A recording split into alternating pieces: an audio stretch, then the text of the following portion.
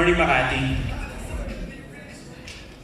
This is a very momentous occasion as we all have gathered to celebrate the success of last year's outstanding performers. It is a great honor for me to be right here in front of you along with my co-top 10s tonight. Above everything else, thank you, Lord. I live this all up to you. I want to thank all of my clients who trusted me enough to invest their hard-earned money in Mega World. To the company, thank you for recognizing our efforts. I would like to take this opportunity to thank a few people who made my Mega World journey memorable. To my first manager in Mega World, Ms. Josephine Rivera, thank you for teaching me to be brave and persistent in saturation.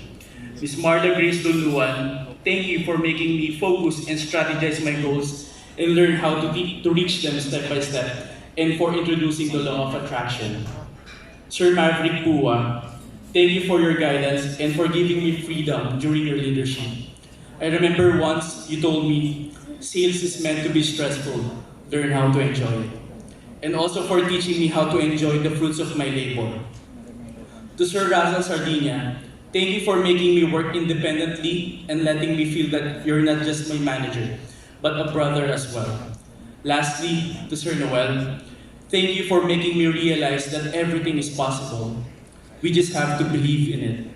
Tandang-tanda ko pa noon na sinabi mo ang goal mo lang para sa amin is ma-promote dahil para din naman ito sa family namin. I can still remember when we took a drone shot last January 2018. Who would have thought that it would be a start of an epic journey for all of us? It all started as a dream, one goal, one mission. And look how far we've come. Naalala ko pa one time, Sir Noel, na nag-usap tayo. Ang saya siguro kung lahat kami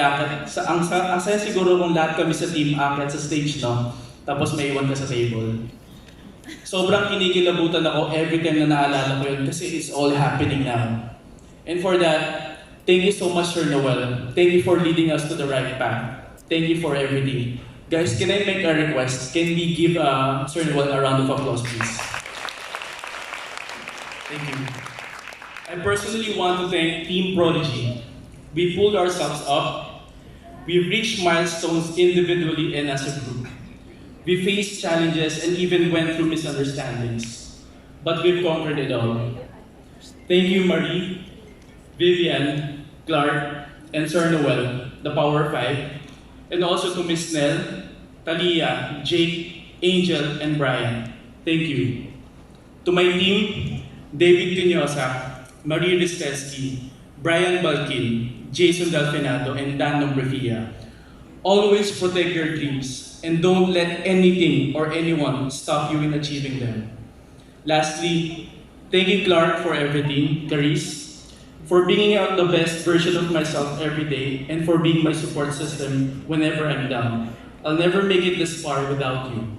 To the young guns, always strive for the best. No matter how difficult the situation is, always remember why you are here.